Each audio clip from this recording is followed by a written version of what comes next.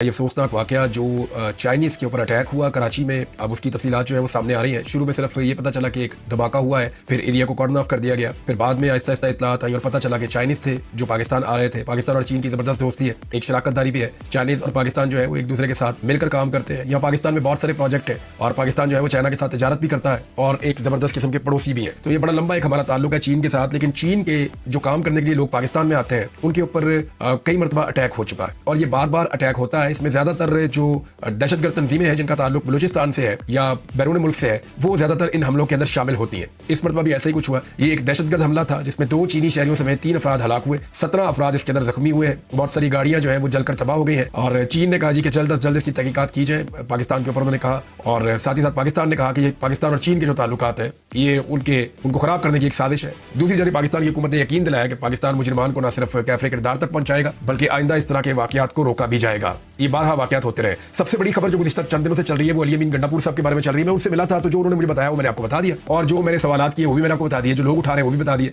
लोगों की जो ओपिनियन है वो भी बता दिया। कुछ चीजें मैंने आपको नेक्स्ट वीलॉग में बताई थी। अब आ जाए कुछ तहकीकात मैंने कल के दिन में की है जो मैं आज सुबह पहले वीलॉग में आपके साथ शेयर कर रहा हूँ और रात लेट नाइट तक यानी 3 साढ़े 3 बजे तक मेरे लोगों से राब्ते हुए और मैंने जानने की कोशिश की कि एक्चुअली उस वक्त हुआ क्या था। तो अब चंद चीजें सामने आ गई हैं और सीक्वेंस बनता जा रहा है। नंबर 1 ये है कि अली अमीन गंडापुर साहब ये जब इस्लामाबाद में दाखिल हुए तो अपने मेन काफिले से अलग हो गए। इमरान खान साहब से जो आखिरी मुलाकात की थी वो एक पॉलिटिकल शख्सियत है, पाकिस्तान तहरीक इंसाफ की वकील भी है, उन्होंने आखिरी मुलाकात की थी इमरान खान साहब से और उस मुलाकात में वो जो पैगाम लेकर आए थे उन्होंने कहा था कि अली अमीन को बोलना कि रुके ना और पीछे ना हटे, हर हद तक जाए, हुकूमत चली जाती है चली जाए, गिरफ्तार हो जाता है कोई मसला नहीं है, मुकाबला करे और लाओ लश्कर के साथ आना है, यानी पूरे हुजूम के साथ आना है। लेकिन हुआ ये कि लाओ लश्कर जो है वो 2 हिस्सों में डिवाइड हो गया। अली अमीन गंडापुर जो है वो ज्यादा रफ्तार से आगे बढ़ गए और बहुत बड़ा जो काफिला है जिसमें हजारों की तादाद में लोग थे वो काफिला पीछे रह गया। दूसरा जो रास्ता अली अमीन गंडापुर साहब ने तब्दील किया उनकी एक मतअमली हो सकती है, मगर उनकी एक मतअमली जो है उसकी वजह से बहुत सारे लोग रह गए जो उनके साथ आगे बढ़ सकते थे। और जब आप कम तादाद में होते हैं एक जगह पहुंचते हैं तो फिर आपके ऊपर आंसू गैस भी चलती है, आपके ऊपर शेलिंग भी होती है, लड़ाई भी होती है। तो वहां से फिर अली अमीन साहब ने काफी मुकाबला किया लेकिन पसपा होकर वो फिर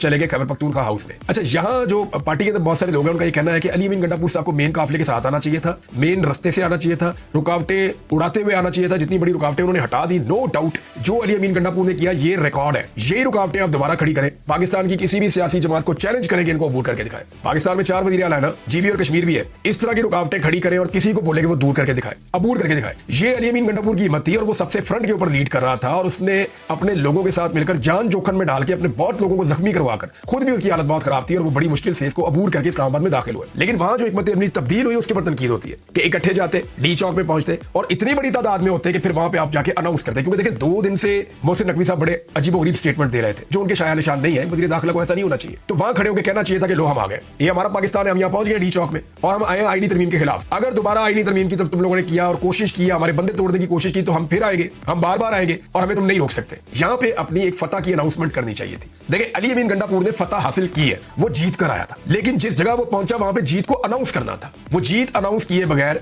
गलत हिकमत अमली की वजह से पहुंच गया केपी हाउस। अब केपी हाउस के अंदर क्या हुआ अब ये सुने, और ये मल्टीपल सोर्सेज से इकट्ठी की हुई इंफॉर्मेशन है। जो लोग सबसे पहले बाद में पहुंचे उन्होंने ये सारी इंफॉर्मेशन मुख्तलिफ लोगों से पूछी और वेरीफाइड इंफॉर्मेशन है। अली अमीन गंडापुर साहब जब गए तो 100-150 लोग थे जिनमें 5-6 एमपीए से, कुछ पुलिस वाले भी थे। तो इन्होंने जाके कहा सबको चाय बिस्किट दे, चाय पिलाए सबको। लोग बैठ गए इधर उधर। उसके बाद गंडापुर साहब चले गए जो सीएम की एलेक्सी है उधर, और उनके साथ कुछ सिक्योरिटी के लोग होते हैं जो बड़े खास है, वो हमेशा उनके साथ साथ रहते हैं। वो पहले उनमें से एक इमरान खान साहब के साथ भी था। उस बंदे को अली अमीन गंडापुर साहब ने कहा कि चाय मेरे लिए भी ले। वो चाय लेने गए तो इतनी देर में अली अमीन गंडापुर साहब ने अपने आप को फ्रेश किया और कपड़े चेंज कर रहे थे। तो इस बीच में वो एक सिक्योरिटी वाला भागा हुआ आया और उसने गंडापुर साहब को बताया कि जनाब नीचे अटैक हो गया, रेंजर्स और पुलिस आ गई है। अब यहाँ पे 2 ऑप्शन थे, या तो अली अमीन गंडापुर साहब नीचे आते, दरवाजा खोलते और उनको कहते कि आप मुसीबत क्यों यहाँ घुस रहे हो, फेस कर लेते। दूसरा ये था कि वहां से स्किप हो जाते। तो अली अमीन गंडापुर साहब उस वक्त वहां से स्किप हो गए थे। ये 1 नहीं 2 नहीं 3 नहीं 4 नहीं, आपको सही लगता है सही लगे, गलत लगता है गलत लगे, मैं आपको वो बात बताऊंगा जो ठीक होगी। उस वक्त अली अमीन गंडापुर हत्थे नहीं चढ़े उनके। जो लोग आए थे इदारे के लोग आए, वो तलाशियां लेते रहे, उन्होंने दरवाजे तोड़े, उन्होंने लोगों को गिरफ्तार किया, उठा के लोगों को बाहर निकाला, मारा कुटा भी लोगों को। लेकिन बाद में पाकिस्तान तहरीक इंसाफ की क़यादत पहुंची, खासतौर पर बैरिस्टर गौर जब अंदर एंटर हुए तो सामने ऑफिसर बैठा हुआ था। उसने उन्हें देखकर कहा कि देखो उसका सिगरेट भी मौजूद था, उसकी चाय भी गर्म थी, वो यहां से हमारे आने पर निकला है और हमारे पास नहीं है, ये किधर गया, और राब्ता करें और आप एहतजाज जो है उसको कैंसिल कर दें, अभी उसको मौखर कर दें। जो लोग आ गए ठीक है, आप लोग वापस जाएं। ये बैरिस्टर गौहर साहब को कहा गया। बैरिस्टर गौहर साहब ने उसके ऊपर इंप्लीमेंट करने की बजाय ये कह दिया, अकलमंदी की उन्होंने, कि हमारी पॉलिटिकल कमेटी है, हम उसके बीच में ये बात रख देते हैं, आपको बता देते हैं। उन्होंने कहा आप जाके एहतजाज को कैंसिल करवा कर आए और फिर आप हमारे साथ बैठ के बात करें। ये एस्टैब्लिशमेंट है जो मैं आपको बता रहा हूं। बैरिस्टर गौहर साहब गए, उन्होंने पॉलिटिकल कमेटी के सामने ये बात रखी और पॉलिटिकल कमेटी ने दो चीजें तय कर। एक, उन्होंने कहा जी कि एहतजाज खत्म नहीं होगा, ये जारी रहेगा। हमारा वज़ीर आला गायब है और उस वक्त तक पाकिस्तान तहरीक इंसाफ का हर आदमी ये समझता था कि मिसिंग पर्सन कर दिया गया, हमारे वज़ीर आला को उठाकर ले गए। और दूसरी जो चीज तय हुई थी वो ये हुई थी कि एहतजाज खत्म नहीं होगा, और दूसरी जो चीज थी वो ये थी कि हम इमरान खान से मिलने नहीं जाएंगे। यानी अगर ये कहा जाएगा कि इमरान खान से मुलाकात करवा देते हैं, तो पिछली मर्तबा करवाई गई थी आदम स्वाति साहब की, तो इमरान खान से मिलने भी नहीं जाएंगे। ये दो बातें तय होगी और पॉलिटिकल कमेटी ने ये फैसला किया कि बैरिस्टर गौहर क्योंकि बहुत ही शरीफ आदमी है, तो इनकी हेल्प के लिए कोई एक दो बंदे और भेजे जाए। तो एक फिरदौस शमीम नकवी साहब को और एक हामिद रजा काज़मी साहब, दो लोगों ने हामी भरी और ये दो लोग गए मिलने के लिए। जब ये मिलने के लिए गए, अब इससे आगे जो मैं इन्फॉर्मेशन आपको दे रहा हूं, ये वो इन्फॉर्मेशन है जो कंफर्म नहीं है अभी तक। जहां तक जो हुआ ये कंफर्म है, वो मिलने के लिए गए तो वो लोग वहां से जा चुके थे, जो एस्टैब्लिशमेंट के ऑफिसर। तो उनका एक ऑफिस है कहीं और, एक और आगे ब्लॉक में, वो वहां चले गए और जाकर वहां पे जब मिलने गए तो जो मेन ऑफिसर था वो नहीं मिला।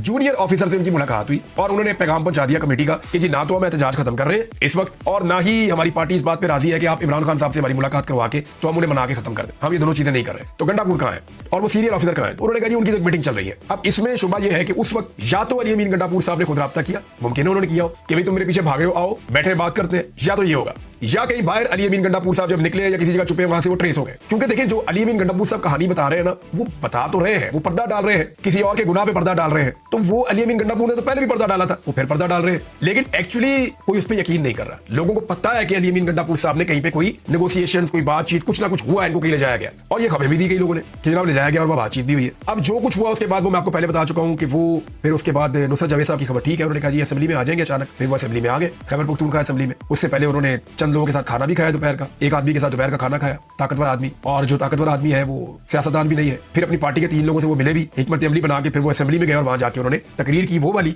जिस पे लोग यकीन नहीं कर रहे। हाँ, ये बात कंफर्म है कि पहले हल्ले में जब केपी हाउस के ऊपर अटैक किया गया तो अली अमीन गंडापुर काबू नहीं आए, ये बात बिल्कुल ठीक है। अब उस वक्त से लेकर अब तक अली अमीन गंडापुर के ऊपर कंटिन्यूसली तनकीद हो रही है, होनी भी चाहिए। कुछ फैसले और चीजें उन्होंने गलत की है, लेकिन अगर कोई ये कहता है कि वो गद्दार है और वो इमरान खान से वफादार नहीं है, तो मुझे लगता है कि ये ज्यादती और ये गलत बात है। हिकमत अमली गलत हो सकती है, कोई बंदा कॉम्प्रोमाइज हो सकता है किसी मौके पे, कोई बंदा किसी मौके पे कमजोर पड़ सकता है, किसी मौके पे जो वो फैसला ले रहा है वो नुकसानदेह हो सकता है, या उसके दिमाग ने जितना काम किया उसने उतना किया, इंस्टेंट रिएक्शन उसका ठीक नहीं था। लेकिन अली अमीन गंडापुर जैसे आदमी को आप ये नहीं कह सकते कि वो इमरान खान का वफादार नहीं है। इमरान खान का वो वफादार है, ये तनकीद करने वाले सारे लोग भी जानते हैं, क्योंकि देखें इमरान खान का वफादारी इतनी रुकावटें दूर कर सकता था। एक लम्हे के लिए वो विजुअल देखे ना आप, ड्रोन वाला, कि ऐसे 50 के करीब जो है ना वो बड़े बड़े ट्रॉलर उन्होंने एक दूसरे में फंसा के खड़े किए हुए, उनको हटाना। इमरान खान साहब के दौर में क्या होता था, कंटेनर ऐसे खड़े कर देते, एक को इधर खींचा, दूसरे को उधर धकेला, उसके उधर धकेला, जो खंदक है उसको भरा और निकल गए। मैक्सिमम वो करते थे कंटेनर के अंदर मट्टी भर देते थे, वजन ही हो जाता था कि गाड़ी से ना हिले तो क्रेन लानी पड़े। इस मतलब ये था ही नहीं, वो एक के अंदर दूसरा उन्होंने कंटेनर फंसा के तो सीधे खड़े किए हुए थे, क्रॉस भी खड़े नहीं किए थे। तो ये मुमकिन ही नहीं लग रहा था कि यहां से हटाया जाएगा। अगर वो सारा काम एक आदमी करके आया ना, तो वो इमरान खान का वफादार तो है और वो डी चौक तक पहुंचा, उसने पहुंच के दिखाया भी। हाँ, ये है कि वो अपनी फतह की वो अनाउंसमेंट नहीं कर सका जो होनी चाहिए थी। अब मुराद सईद का एक पैगाम भी आया और बड़ा जज्बाती उन्होंने एक पैगाम दिया है। उन्होंने कहा मैं नहीं जानता कि किसी ने किसी को धोखा दिया या किसी के साथ धोखा हुआ, वक्त सारे राज खोल देगा। मैं जिन्हें बहुत अच्छे से जानता था, वक्त बदलने पर इनमें से बहुत अनजान निकले। नियतों के हाल फकत एक अल्लाह जानता है। मैं किसी के हक में ऐसा दावा नहीं कर सकता। हाँ, इतने अरसे की रफाकत की बुनियाद पर अपने लीडर के मुतालिक एतमाद से कह सकता हूं कि ना उसने कभी इस कौम का सौदा किया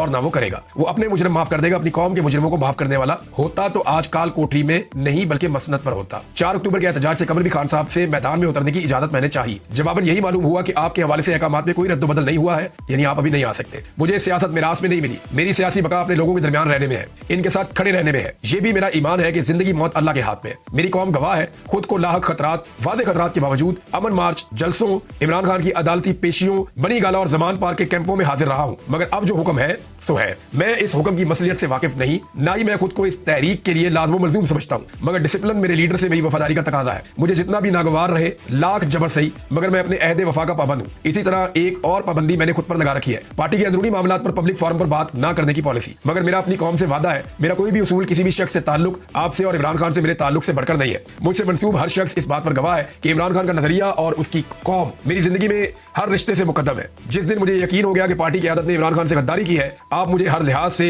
मुरव्वत से आजाद पाएंगे। मगर उस दिन तक मुझे और आपको अपना जहन तमाम इम्कानात के लिए खुला रखना है। मुराद सईद भी वही बात कर रहे हैं, नीयत पे आप शक नहीं कर सकते, प्रॉब्लम हो सकती है बंदे में। बदगुमानी जो है वो घुन की तरह होती है, अपनी सोच को बदगुमानी के साए से महफूज रखें और ऐन मुमकिन है ये हमारे खिलाफ बतौर हथियार इस्तेमाल हो रही हो। मैं जानता हूं कि तयशुदा हिकमत अमली और खान साहब की वादे हदायत पर अमल दरामद नहीं हुआ, मगर मैं फिर वक्त उसे गफलत गर्दानूंगा। मैं पहले भी कह चुका हूं कि हम में से कोई भी इमरान खान नहीं है, हम इमरान खान बनने की कोशिश कर रहे हैं और इस कोशिश में हम कोताहियों के मुर्तकिब हो रहे हैं और जिम्मेदारी का मुजाहरा भी करना चाहिए। और उसके बाद उन्होंने कहा जी कि किसी से अपनी उम्मीदें वाबस्ता किए बगैर अपने बलबूते पर लड़ना सिखा रहा है हमारा लीडर हमें, और लड़ना तो हमें है बात और हर सूरत, क्योंकि ये मसला किसी और का नहीं हमारा है, ये मुल्क किसी और का नहीं हमारा है। तो फिर किसी से गिला शिकवा क्या? ना हम इस जंग में किसी की खातिर उतरे और ना किसी के भरोसे उतरे। हमारा और हमारे लीडर का नजरिया और रहनुमा सिर्फ अल्लाह की वादानियत का इकरार और इस बिना पर गुलामी से इनकार था और रहेगा। यही ला इलाहा हमारा नजरिया और यही ला इलाहा हमारी मशल राह है। मेरी क़यादत से भी दरखास्त है कि आपको खान साहब ने डी चौक एहतजाज जारी रखने के साथ साथ मंगल बुध को मुल्क गिर एहतजाज का प्लान दे दिया था, जिसकी तहरीरी कॉपी ऑफिशियली कौम के साथ शेयर करके कॉल दी जाए। यानी खान साहब ने डी चौक एहतजाज जारी रखने के साथ, ये जो बात हो रही है ना कि एहतजाज जारी नहीं रखना था, मुराद से ये कह रहे हैं अपनी इंफॉर्मेशन के मुताबिक कि एहतजाज जारी रखने के साथ साथ मंगल बुध को मुल्क गिर एहतजाज का प्लान दे दिया था। यानी जो मंगल और बुध आ रहा है इस पे मुल्क गिर एहतजाज भी, यानी आज का दिन मंगल है और कल बुध है, इस पे मुल्क गिर एहतजाज था पाकिस्तान तहरीक इंसाफ का, लेकिन फिर वो इस सारी सिचुएशन में कहीं डिफ्यूज हो गया और इसकी तहरीरी कॉपी उन्होंने कहा ऑफिशियली कौम के साथ शेयर करके कॉल दी जाए। इस ज़मन में पार्टी ओहदेदार मुतल्लिका तंजीमों कारकुनान मुंतखब मेंबरान से राब्ते करें। खान साहब की भी यही हिदायत थी कि सोशल मीडिया पर पैगाम एहतजाजी तहरीक के लिए जारी हों, लेकिन ओहदेदार तंजीमें वगैरह इनफरादी तौर पर कारकुनान हल्के के अवाम और मेंबरान से राब्ता करे, सो कारकुन और क़यादत हर सुता पर मुनज़्ज़म हो, मुत्तहिद रहे, पुरअमन रहे, गिरफ्तारियों से बचे, सोशल मीडिया पर अपना फोकस इधर उधर की बहस में नहीं अपने मकसद में रखे। तो बड़ी वाज़ेह बात उन्होंने कर दी मुराद सईद ने। उन्होंने कहा इमरान खान ने कहा था कि एहतजाज जारी रहेगा, तो फिर एहतजाज कॉल ऑफ कैसे हो रहा था? फिर ये भी कहा कि मंगल और बुध को पूरे पाकिस्तान में होना था। ये बड़े सवाल आते हैं, देखते हैं कि पार्टी अब फैसला क्या करती है। पाकिस्तान तहरीक इंसाफ की एक पॉलिटिकल कमेटी की मीटिंग हुई है लेट नाइट, जो उसकी इन्फॉर्मेशन आएगी आपसे नेक्स्ट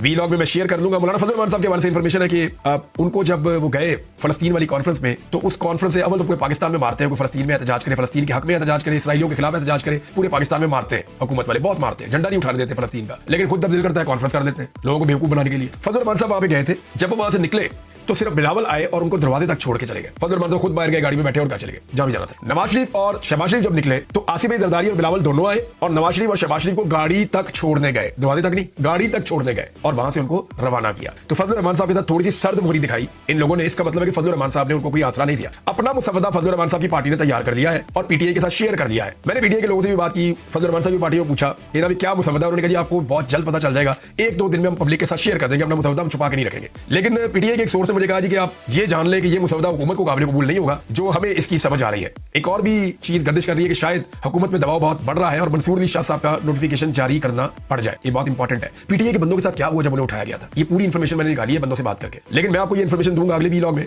अभी